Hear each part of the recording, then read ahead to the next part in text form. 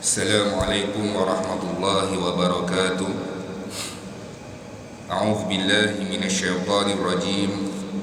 Bismillahirrahmanirrahim. Alhamdulillahi rabbil alamin.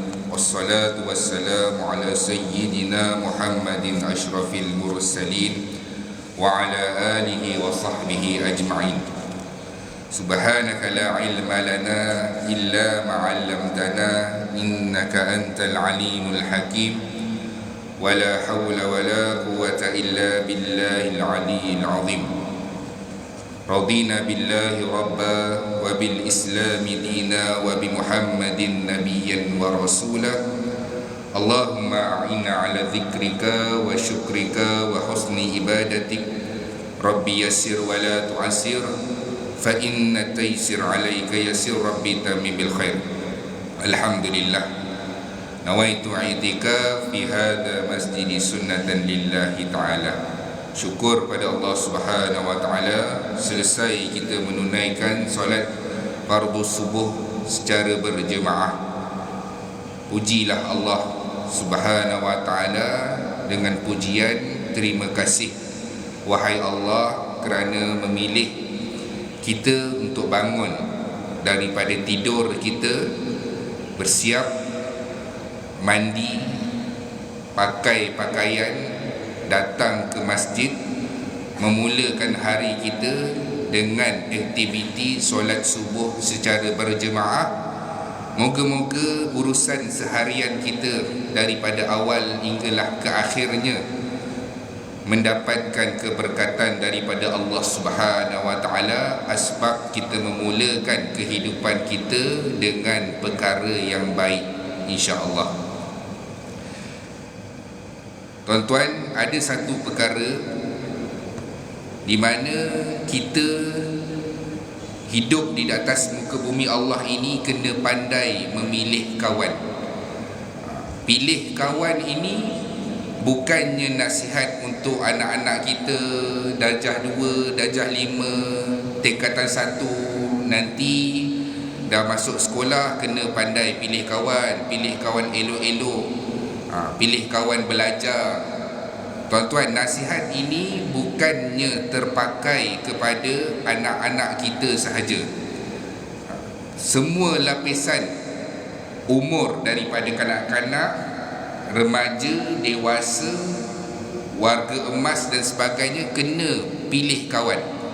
Pilih kawan ini sebab apa? Sebab Allah Subhanahu wa ta'ala sebut di dalam Al-Quran bahawasanya ada di antara orang yang menyesal kerana mereka salah pilih kawan. Tuan-tuan, salah pilih kawan bukannya perkara yang main-main. Sebab apa? Dalam surah Al-Furqan ayat 28, ya wailata laitani lam attakhidh fulanan khalila. Allah bagi tahu, celakalah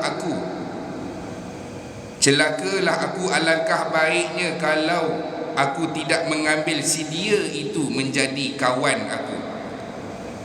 Tuan-tuan, akhirat nanti kita akan ditimpa dengan berbagai-bagai penyesalan.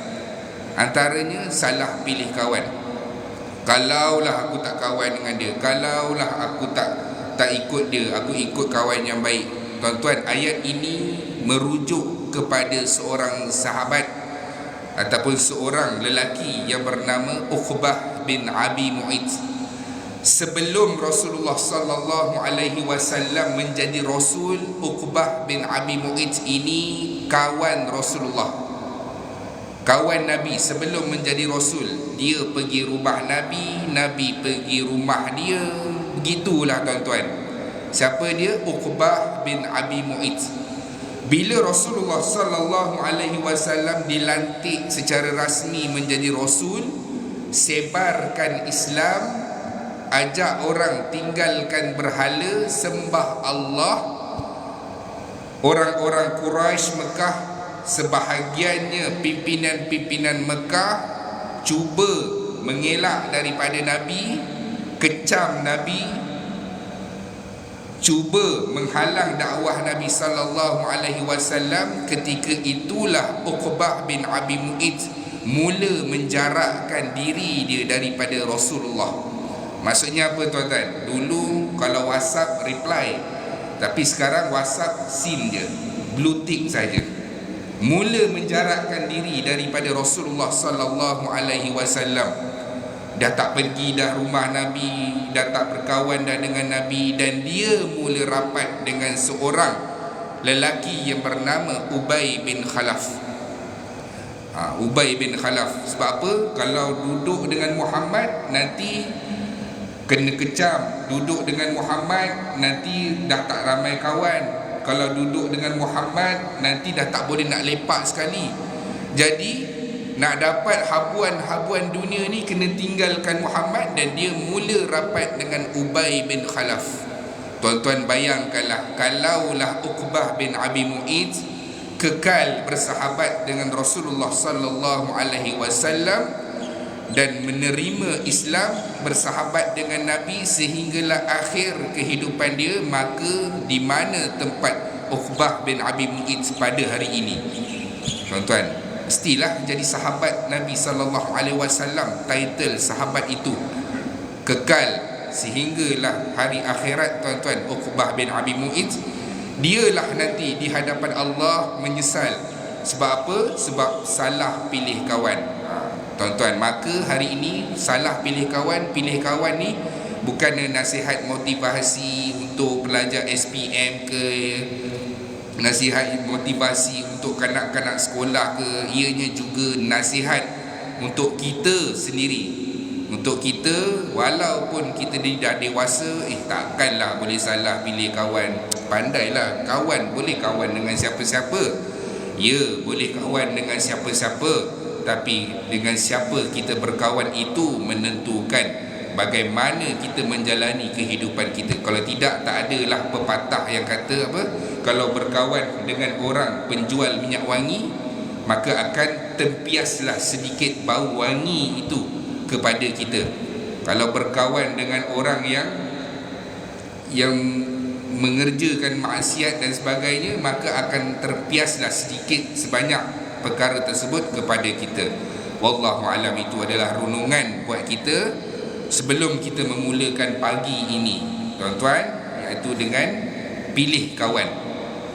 Kita masih lagi bersama dengan Rasulullah sallallahu alaihi wasallam melalui kitab yang diberi nama Ar-Rahiqul Makhtum karangan Syekh Safiur Rahman Al-Mubarakfuri, sebuah kitab yang menceritakan perjalanan hidup manusia yang paling diredai oleh Allah Subhanahu wa taala, yang paling disayangi oleh Allah Subhanahu wa taala.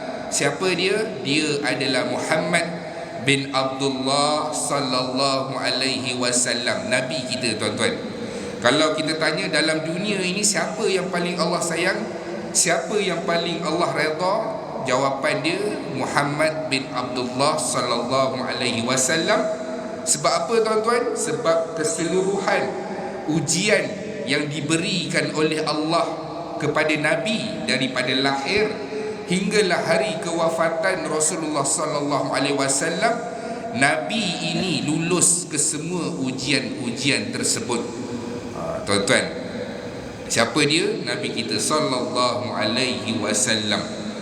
Dan untuk apa kita mempelajari sirah? Untuk kita menyayangi Nabi kita daripada dalam hati kita, bukan sekadar daripada bibir semata-mata. Hari ini boleh tanya dengan siapa-siapalah orang Islam sekalipun, walaupun dia sedang duduk di kelab malam, walaupun dia sedang meminum arak, kalau kita tanya dengan dia, sayang Nabi tak? Sayang. Kalau Nabi dihina sebagainya, dialah yang paling kuat untuk menentang, tuan-tuan. Tapi bagaimana pengamalan dia di dalam kehidupan seharian dia? Maka kita mempelajari sirah ini untuk kita ada ilmu pengetahuan, untuk kita tahu salah silah kehidupan Nabi, bagaimana Nabi ini berdakwah, menyebarkan Islam, supaya apa? Supaya kita ini dapat tahu dan sayang Nabi. Sayang Nabi. Sebab apa, tuan-tuan? Sebab kita kalau nak cakap kita sayang ibu dan ayah kita, perasaan itu sampai. Sebab apa? Sebab dia ayah dan ibu kita. Kalau sebut sayang kepada anak, kita boleh faham. Sebab apa? Memang anak kita, kita akan sayang dia, kita akan bagi pendidikan kat dia, bagi makanan yang terbaik. Sebab apa? Sebab ada hubungan anak itu. Tapi kalau nak sebut sayang Nabi ni, dia macam kena fikir sekejap. Sebab Nabi dah meninggalkan kita hampir 1400 tahun lebih lamanya, tuan-tuan. Nak sayang kepada Nabi, okey, sayang. Sebab apa? Sebab kita orang Islam. Nabi kan Nabi kita yang menyebarkan Islam, jadi kita sayang kepada Nabi. Jadi bila kita ada pengetahuan berkaitan dengan sirah, kita akan sayang Nabi. Sebab apa? Sebab kita tahu kehidupan Nabi macam mana Nabi sebarkan Islam. Kita pergi umrah, termenung lama kita, tuan-tuan. Sebab apa? Sebab kita ada ilmu pengetahuan. Kita duduk di Masjid Nabawi, kita membayangkan kehidupan Rasulullah sallallahu alaihi wasallam. Inilah dulu masjid yang Nabi duduk, inilah dulu masjid yang Nabi bina. Kita membayangkan Nabi duduk di atas mimbar, memberikan pesanan, memberikan panduan kepada kita. Lama kita termenung. Esok nak terbang balik Malaysia, kita dah tak duduk dah dekat hotel, kita duduk iktikaf dekat masjid tu. Sebab apa? Sebab tengok, inilah bumi yang suatu ketika dahulu yang Rasulullah hirup udaranya. Maka roh itu, tuan-tuan, sampai di dalam hati kita. Sebab apa? Sebab kita ada pengetahuan tentang sirah Nabi. Sirah Nabi mengambil masa 63 tahun. 53 tahun Nabi duduk di Mekah, kemudian Nabi hijrah, duduk di Madinah selama 10 tahun. 53 tahun campur 10, 63 tahun. 63 tahun itulah umur Rasulullah sallallahu alaihi wasallam. Selesai. Itulah apa dia? Asas kepada sirah Nabi. Nabi duduk 53 tahun Mekah, hijrah, duduk di Madinah sampai akhir hayat Nabi selama 10 tahun.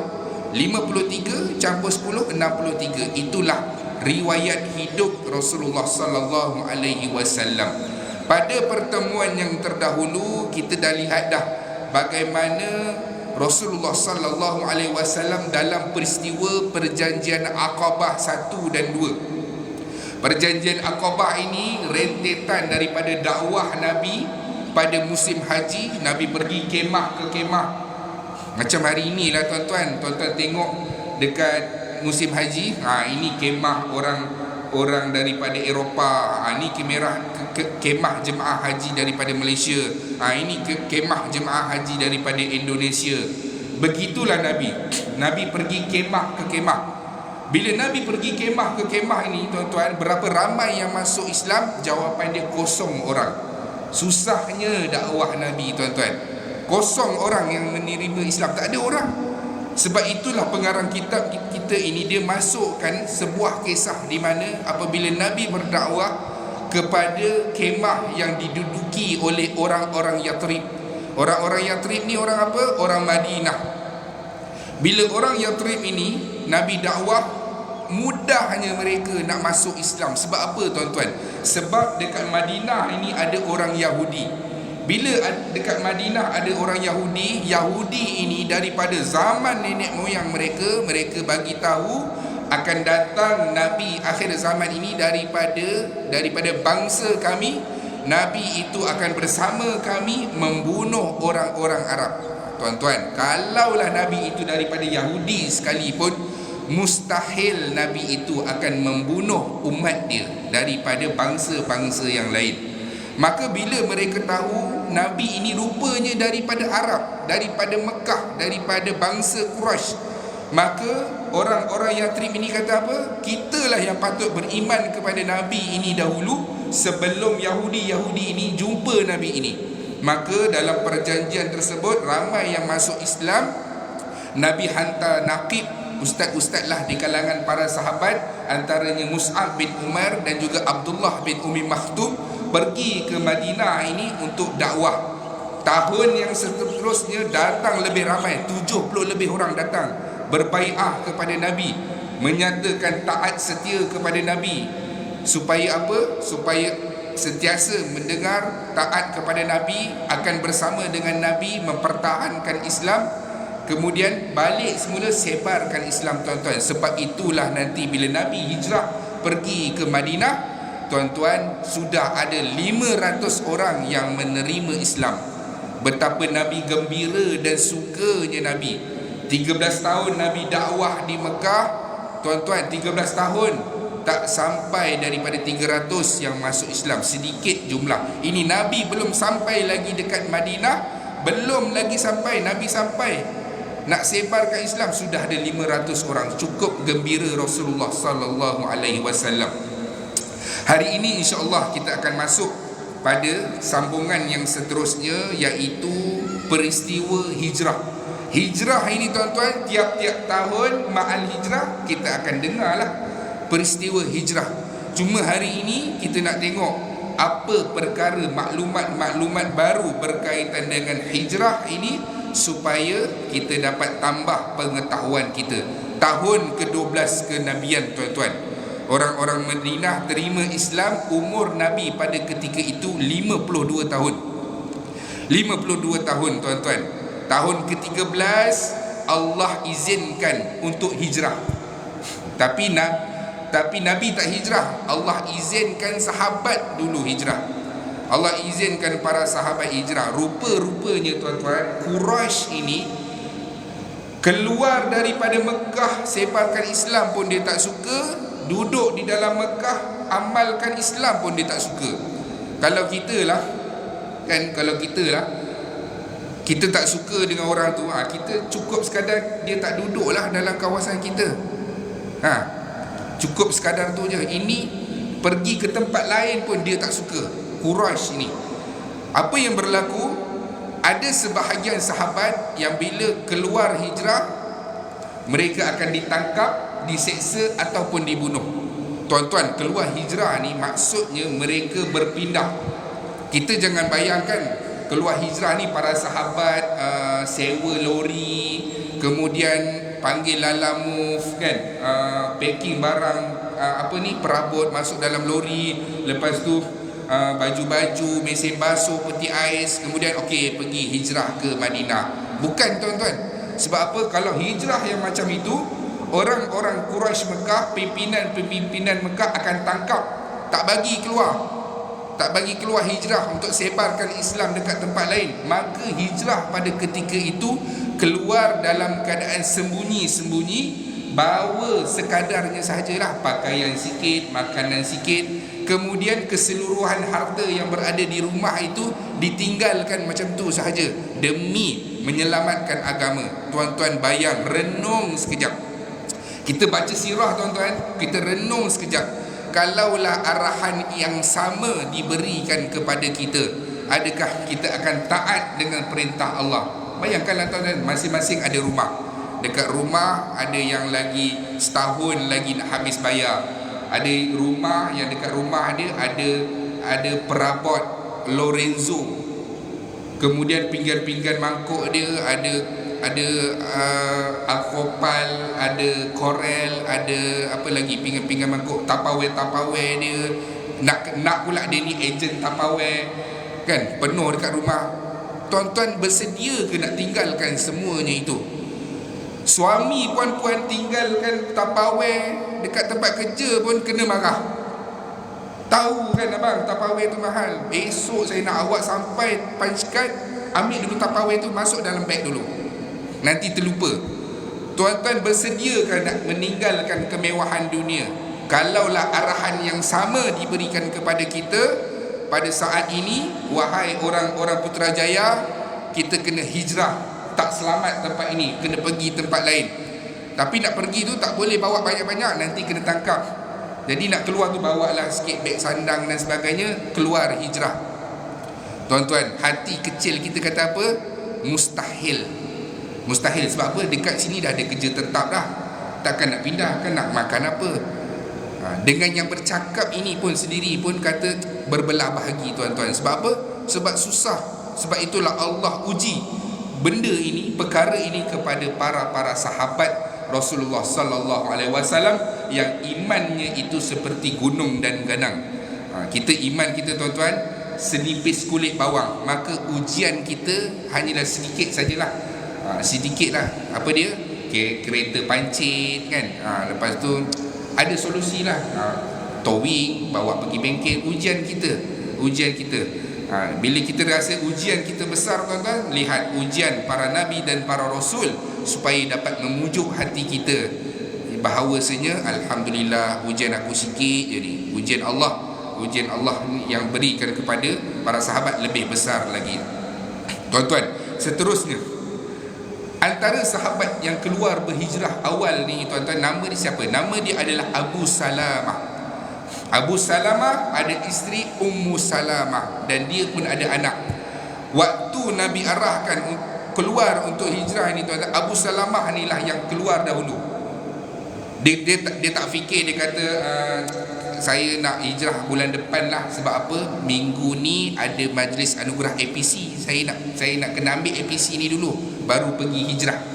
Dia tak fikir tuan-tuan. Nabi arahkan atas arahan Allah hijrah, terus siap pergi hijrah. Waktu itulah tuan-tuan, Abu Salamah ini dia ada ibu mertua dia. Ibu mertua dia tak bagi keluar hijrah. Sebab apa? Anak dia Ummu Salamah, ada cucu dia. Tak payahlah nak pergi ke sana, duduklah dekat sini dah ada rumah, dah ada anak, dah nanti nak hantar sekolah, nak pindah sekolah nanti macam mana. Tuan-tuan, ketika itulah kabilah Ummu Salamah ini dan kabilah Abu Salamah ini tak bagi, nak cuba pisahkan mereka. Ketika itulah Abu Salamah sendiri yang keluar hijrah secara seorang diri. Ummu Salamah ini setiap tahun menangisi. Tuan-tuan, suami dia pergi tak dapat nak ikut, menangislah dia tuan-tuan. Kalau orang yang PJJ pun tuan-tuan, duduk cinta jarak jauh ini, berkahwinan jarak jauh ini, minggu ni abang tak balik lah, menangis isteri tu. Kenapa tak balik? Tak nak tengok anak ke? Tak sayang anak ke? Ini setahun lama tuan-tuan tak ada khabar berita Ummu Salamah dengan Abu Salamah. WhatsApp pun tak ada. Nak hantar gambar anak boleh tak? Nak hantar macam mana tuan-tuan? Tak boleh. Sebab apa? Tak ada WhatsApp, tak ada apa zaman tersebut. Maka Ummu Salamah ini menangisi setiap hari, sehinggalah akhirnya keluarganya tengok keadaan Ummu Salamah ni dah macam ni, dia kata tak apalah, pergilah ikut suami kamu. Boleh ke nak hijrah seorang-seorang? Boleh tuan-tuan, hijrah seorang-seorang. Ummu Salamah seorang-seorang daripada Mekah nak pergi ke Madinah, yang perjalanannya 500 kilometer tuan-tuan, lebih kurang. Kita naik bas pun pergi umrah kan, duduk dalam aircon pun sakit-sakit badan tuan-tuan. Sebab apa? Bila nak sampai ni tuan-tuan. Ummu Salamah pergi seorang-seorang demi agama, demi Allah Subhanahu Wa Taala. Pergi ikut jugalah suami dia untuk berhijrah. Abu Salamah ini tuan-tuan, nanti kita akan tengok dia mati syahid dalam peperangan Uhud. Abu Salamah ni mati syahid dalam peperangan Uhud. Waktu itulah Nabi bagi tahu kepada Ummu Salamah, sebutlah inna lillahi wa inna ilaihi raji'un. Sekiranya ditimpa musibah, berdoalah kepada Allah, ya Allah, berikanlah aku pahala daripada musibah ini dan gantikanlah aku dengan yang lebih baik. Wahai Ummu Salamah, Allah akan gantikan suami kamu ini dengan yang lebih baik. Tuan-tuan, Ummu Salamah jawab apa? Tak jumpa dah mana-mana lelaki yang lebih baik daripada Abu Salamah. Tuan-tuan, perempuan ini, isteri ini, kalau dia boleh sebut macam tu tuan-tuan, suami ni kira tip-top lah. Meninggalnya suami tu, dia tak ada dah, ganti dah tak jumpa dah orang yang lebih baik lagi daripada suami saya. Abang tu lah yang paling baik, dia lah yang paling baik. Tuan-tuan, kalau isteri tuan-tuan boleh sebut macam tu, tuan-tuan kira macam Rasulullah lah. Pinggan isteri pun tuan-tuan boleh angkat, letak dekat ni basuh. Baju pun isteri masukkan dalam washing machine tu, tekan on, isteri nak pergi tengok balik, suami dah pergi tolong sidaikan. TikTok lah macam tu. Jangan suami yang jenis dia punya kain sarung dia kan, dia londe kan, bergulung elok macam tu, sampai isteri balik kerja daripada pukul 8 sampai pukul 5, begitulah juga gulungan dia. Tak adalah dia nak ambil kain pelikat dia masuk dalam tu. Tuan-tuan, kalau yang suami ini pergi, alhamdulillah, hilang satu beban. Tuan-tuan, isteri-isteri kan.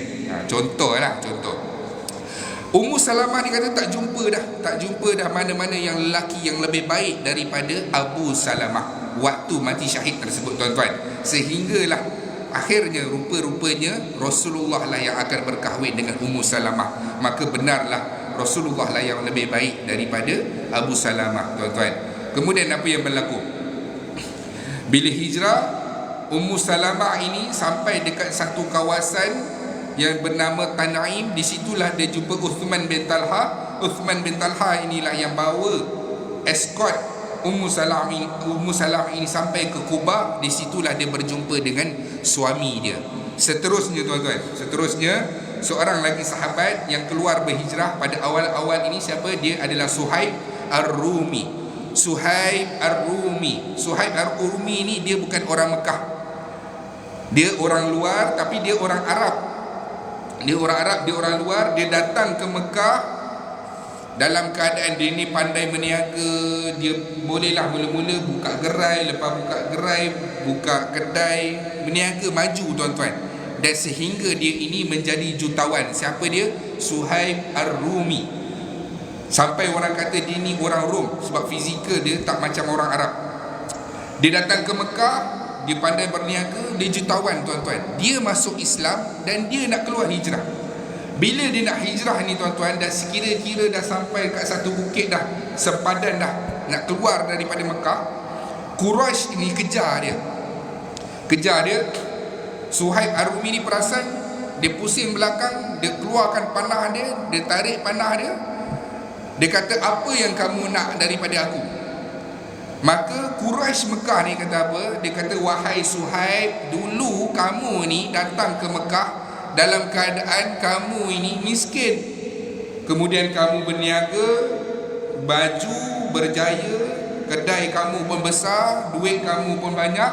Sekarang kamu nak keluar hijrah pula, nak ambil kekayaan Mekah untuk bawa keluar. Tuan-tuan, kalau pun dia, apalah salah dia? Dia berniaga, dia pandai, dia usaha sendiri, tak ada kena-mengena pun dengan dia bawa harta Mekah, bawa keluar, tuan-tuan. Punyalah tak malu Quraisy Mekah ni sebahagiannya. Lepas tu Suhaib Ar-Rumi kata apa? Kalaulah aku berikan semua harta-harta aku yang dekat rumah aku sekarang ni, adakah kamu akan membebaskan aku supaya aku keluar daripada sini pergi ke Madinah? Tuan-tuan, Quraisy Mekah ni jawab apa? Dia kata, mestilah setuju kan. Nampak muka tak malu nak ambil harta orang kan, tuan-tuan. Mestilah setuju. Maka Suhaib Ar-Rumi kata, segala yang berada di rumah aku, harta aku tu milik kamu semua, tuan. Milik kamu semua. Milik kamu, ambillah sesuka hati kamu. Maka tuan-tuan, Suhaib Ar-Rumi ni pun bolehlah pergi keluar hijrah. Yang mana musyrikin Mekah ni berlari-larilah pergi ke rumah Suhaib, ambil harta, ambil. Kalau ada motor, ambil motor. Kalau ada ni pecah rumah dia, apa semua ambil. Sebab apa? Sebab Suhaib Ar-Rumi ni bagi ke semuanya. Maka bila Nabi tahu, Nabi kata, telah beruntunglah perniagaan kamu wahai Suhaib, telah beruntunglah perniagaan kamu wahai Suhaib, telah beruntunglah perniagaan kamu wahai Suhaib. Maka apa yang dilakukan oleh Suhaib Ar-Rumi itu adalah salah satu perkara yang sangat dipuji oleh Rasulullah sallallahu alaihi wasallam. Kita, tuan-tuan, tabung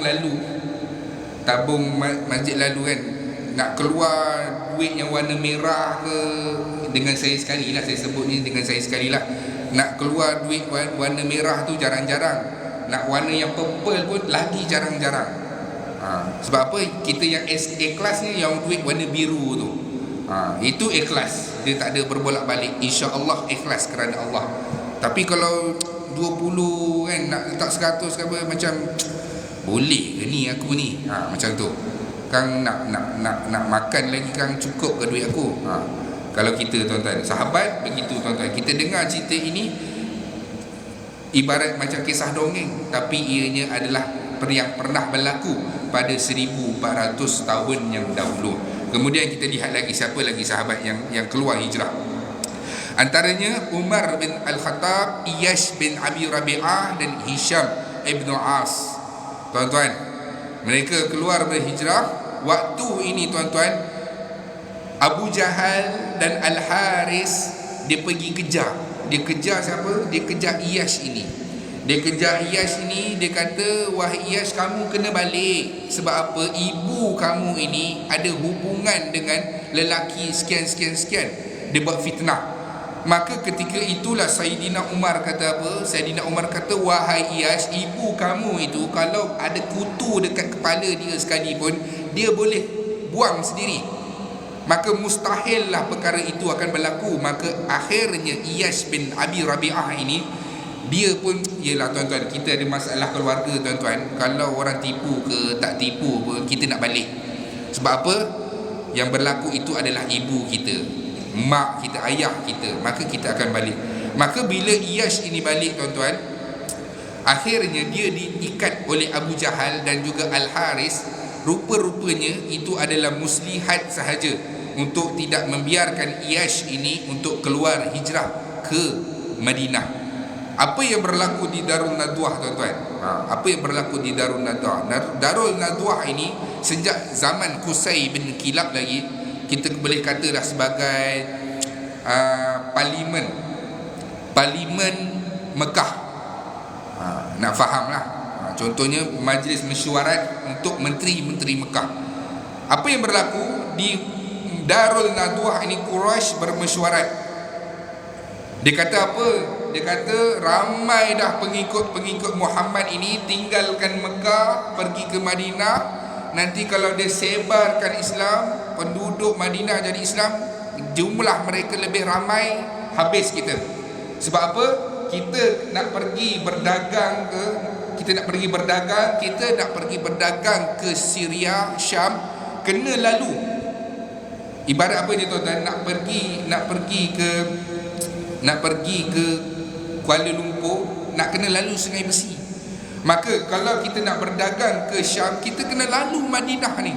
Kalau Madinah ni jadi menerima Islam, masalah buat kita. Sebab apa?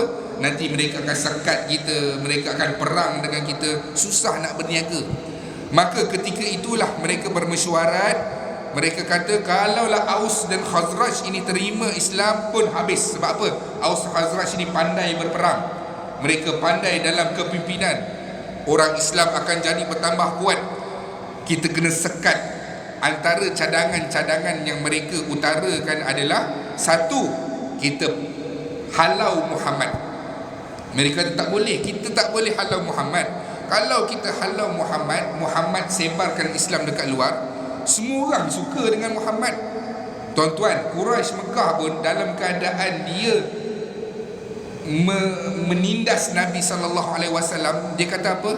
Semua orang suka Muhammad. Muhammad ini Al-Amin, orang yang baik, bercakap benar.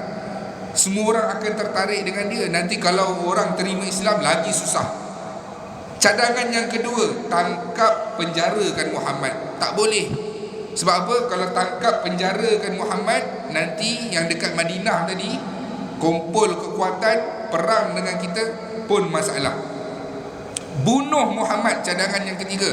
Kita bunuh Muhammad pun tak boleh. Nanti Bani Hashim dengan Bani Muttalib takkan nak duduk saja.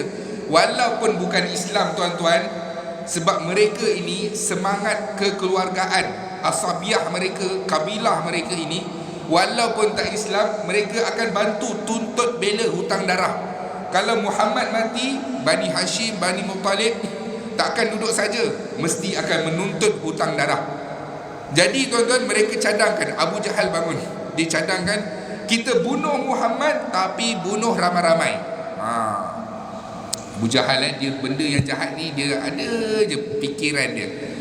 Dia kata bunuh ramai-ramai. Setiap daripada semua kabilah hantar pemuda yang gagah dan hebat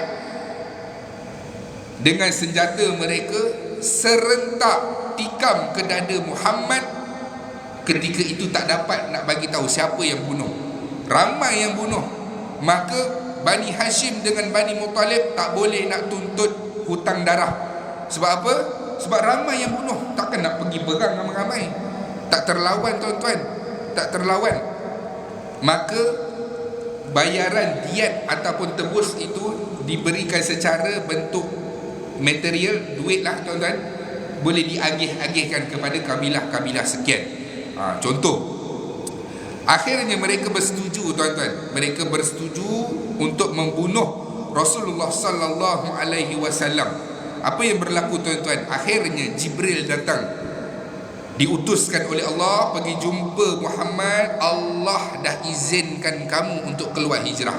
Tuan-tuan nampak ujian Nabi dah hujung-hujung dah nak dekat kena bunuh dah, baru Allah izinkan untuk Muhammad keluar hijrah tuan-tuan.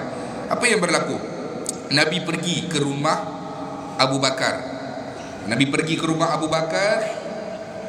Nabi kata apa? Wahai Abu Bakar, Allah dah izinkan aku untuk keluar hijrah.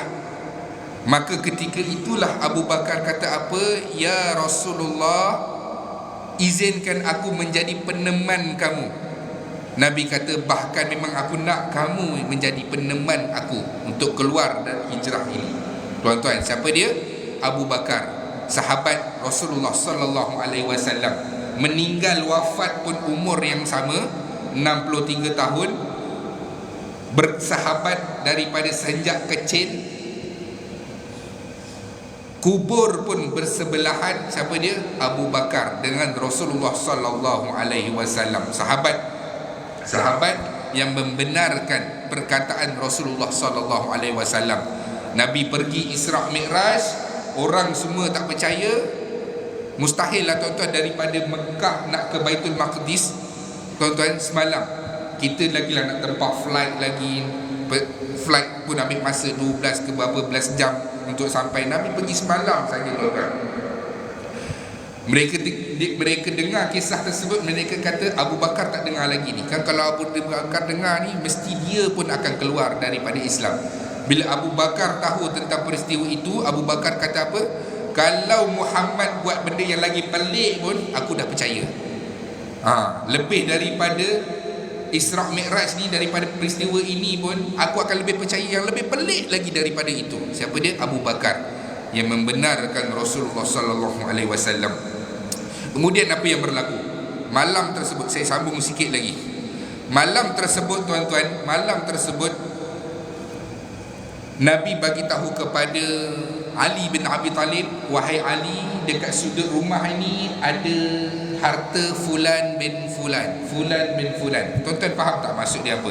Maksudnya Nabi nak keluar hijrah, Nabi bagi tahu dengan Ali, ini harta-harta orang Mekah yang diamanahkan kepada aku, nanti kamu pulangkan. Ni harta ni dekat taman ni, harta yang ni rumah dia dekat taman ni, yang ni rumah dia dekat lorong ni. Maksud dia apa tuan-tuan? Maksudnya orang-orang Mekah ini, mereka nak simpan barang dekat rumah mereka pun tak selamat. Maksudnya apa? Isteri curi barang suami, suami curi barang isteri, anak curi duit ayah, anak curi duit mak. Nak simpan dekat rumah tak selamat. Maka nak simpan tempat yang selamat, kena bagi kepada Nabi, kena bagi kepada Muhammad. Sebab Muhammad je yang paling amanah. Tuan-tuan, kita kalau amanah pun ada ke orang panggil kita Al-Amin? Al-Amin bagi gelaran kita tak ada tuan-tuan. Nabi punyalah amanah. Daripada remaja lagi orang gelarkan Nabi dengan Al-Amin, orang yang amanah, bercakap benar. Jadi simpan ke rumah Nabi sallallahu alaihi wasallam. Tuan-tuan, maksudnya apa? Maksudnya bagi kepada Nabi, sebab Nabi yang amanah. Jadi malam tersebut, orang-orang musyrikin Mekah ni yang hantar pemuda-pemudi semua dah keliling dah rumah Nabi. Dah keliling dengan rumah Nabi. Tak cukup dengan itu, 11 orang pimpinan Mekah pun turun juga. Tuan-tuan, selalunya menteri ni dia luluskan je projek, dia sign, luluskan, okey, pergi hantar pasukan PBB ke Palestin contoh. Dia duduk di Malaysia, tapi punyalah nak tengok Nabi ni mati di depan mata mereka. Menteri sekali turun sekali, ikut rush, turun sekali operasi. Sebab apa? Nak tengok betul-betul dengan mata mereka Muhammad mati pada malam tersebut. Punyalah semangat tuan-tuan. Abu Jahal, Abu Lahab, Umayyah bin Khalaf, Syaibah, Utbah ni semua ni pergi tengok. Apa yang berlaku? Mereka dah keliling dah rumah tu. Abu Jahal dia kata apa? Dia kata, mana janji Muhammad yang kata kita akan dibakar di dalam api kerana tidak ikut perintah Tuhan dia. Walhal malam ini Muhammadlah yang akan mati dulu. Muhammadlah yang akan mati daripada kita. Tuan-tuan, semangat dia, padahal belum lagi operasi. Apa yang berlaku? Kita tunggu sekejap, tunggu Muhammad tidur sekian-sekian, baru kita keluar, baru kita masuk dalam dan bunuh Muhammad. Apa yang Nabi nak keluar macam mana, tuan-tuan? Nabi boleh buat pelbagai rintihan. Nabi berdoa, ya Allah turunkanlah burak. Allah turun, naik, dah terbang, selesai. Nabi keluar daripada pintu hadapan. Nabi keluar daripada pintu hadapan, Nabi membacakan surah Yasin sampailah ayat waja'alna min baini aydihim saddan wa min khalfihim saddan fa aghshaynahum fahum la yubsirun. Sampai ayat tersebut, Nabi keluar daripada pintu hadapan. Semua orang tak sedar, semua orang lemah longlai, tidur pada ketika itu, tak perasan Nabi keluar. Ada orang dia guna ayat ini untuk elak Roblox, tuan-tuan. Dia lalu, dia nampak kan, selalunya ada satu polis, dia akan duduk dekat tiang apa semua, tengok pakai telefon. Nanti polis yang kat depan tu akan tahan lah. Ni WKL 2490. Dia alamak terlepas pula, tak pakai tali pinggang. Dia pun waja'alna min baini aydihim, supaya yang depan tu Roblox tu tak nampak dia. Dia pun lepas. Itu tak terpakai, tuan-tuan.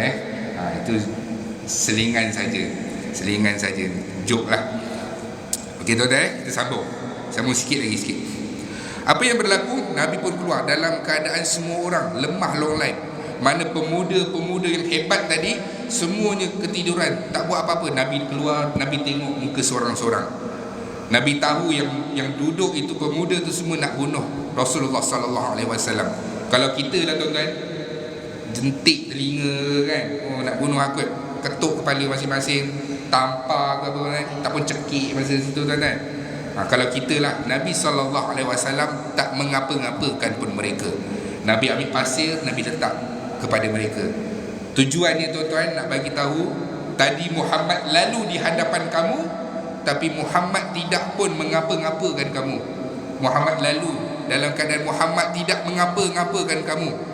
Tuan-tuan, Rasulullah sallallahu alaihi wasallam pun berlalu pergi, dan bila keadaan sudah nak dekat subuh, orang lalu, dia kata, ni kamu ni semua kepo ni nak buat apa? Nak bunuh Muhammad. Mereka kata apa? Muhammad dah tak ada dah kat rumah, dia dah keluar dah. Sebab apa? Abu Bakar pun tak ada dekat rumah. Mereka dah keluar dah. Maka bila mereka masuk, mereka lihat rupanya Ali bin Abi Talib yang duduk tidur di situ. Paksa Ali bin Abi Talib ini untuk bagi tahu di mana Muhammad. Pergi ke rumah Abu Bakar pun paksa Asma binti Abu Bakar bagi tahu ke mana ayah kamu. Mereka tidak pun menceritakan. Dipukul dan diseksa dalam keadaan begitu pun mereka tidak membocorkan rahsia hijrah tersebut. InsyaAllah, tuan-tuan, kita akan sambung pada pertemuan yang seterusnya. Kita akan lihat apa yang berlaku, bagaimana Nabi hijrah. Adakah Nabi terus pergi ke Madinah, ataupun Nabi berlindung dan ke suatu tempat yang lain. Sebab apa? Roblox ataupun dah diisytiharkan Mekah PKP masa tu. Nak keluar tak boleh, nak masuk pun tak boleh. Semuanya ada sekatan, akan diperiksa. Sebab apa? Sebab nak cari penjenayah nombor satu. Penjenayah lah, tuan-tuan, nombor satu ketika itu. Siapa dia? Muhammad. Tersebarlah dekat media sosial, Muhammad telah keluar. Muhammad yang selama ini penyihir dan juga pendusta telah pun keluar daripada Mekah. Siapa yang boleh tangkap dia, ataupun hidup ataupun mati, akan mendapat tawaran 100 ekor unta. Kaya lah, tuan-tuan. Kita nak masjid pun, kalau nak buat korban, kalau ada unta, kaya masjid tu. Sebab apa? Unta ni mahal. Lembu pun dah 7,000 berapa ribu. Bayangkan unta berapa ribu. Itu baru seekor unta. Kalau 100 ekor unta, semua orang tergiur dengan tawaran tersebut dan mula memburu Rasulullah sallallahu alaihi wasallam. Dan semuanya itu kita akan lihat pada pertemuan yang akan datang, insya-Allah. Moga-moga kita mendengar sirah, asbab kita mendengar dan membaca sirah, Allah Subhanahu wa taala himpunkan kita juga nanti bersama dengan para nabi dan para rasul di mahsyar nanti, insya-Allah. A'udzu billahi minasyaitonir rajim. Bismillahirrahmanirrahim. Alhamdulillahi rabbil alamin, wassalatu wassalamu ala asyrafil anbiya'i wal mursalin wa ala alihi wa sahbihi ajmain. Ya Allah, ya Tuhan kami, ampunkanlah dosa-dosa kami, dosa kedua ibu bapa kami, dosa ahli keluarga kami, dosa rakan-rakan kami. Ya Allah, ya Tuhan kami, bantulah kami dalam mentaati perintah-Mu, bantulah kami dalam meninggalkan segala larangan-Mu. Ya Allah, ya Tuhan kami, matikan kami dalam keadaan husnul khatimah, jangan matikan kami dalam keadaan su'ul khatimah. Ringankan sakit sakaratul maut kami, ya Allah. Ya Allah, ya Tuhan kami, jadikan kubur kami di antara taman-taman syurga, jangan jadikan kubur kami di antara lubang-lubang neraka. Ya Allah, ya Tuhan kami, bangkitkan kami dalam keadaan Engkau redha dengan kami, ya Allah. Berilah buku amalan kami dengan tangan kanan kami, jangan beri buku amalan kami dengan tangan kiri kami. Ya Allah, ya Tuhan kami, permudahkan proses timbangan mahsyar kami nanti, ya Allah. Ringankan proses timbangan mahsyar kami nanti, ya Allah. Ihsanlah kami semasa proses timbangan mahsyar kami nanti, ya Allah. Pimpinlah kami dalam meniti titian sirat-Mu, ya Allah. Himpunkan kami, kedua ibu bapa kami, ahli keluarga kami, rakan-rakan kami ke dalam syurga Firdaus-Mu tanpa hisab dan azab, dan jauhkanlah kami daripada azab api neraka Jahannam. Rabbana atina fid dunya hasanah wa fil akhirati hasanah wa qina adzabannar. Wa sallallahu ala sayyidina Muhammad wa ala alihi wa sahbihi wa sallam. Walhamdulillahi rabbil alamin. Taqabbalallahu minkum.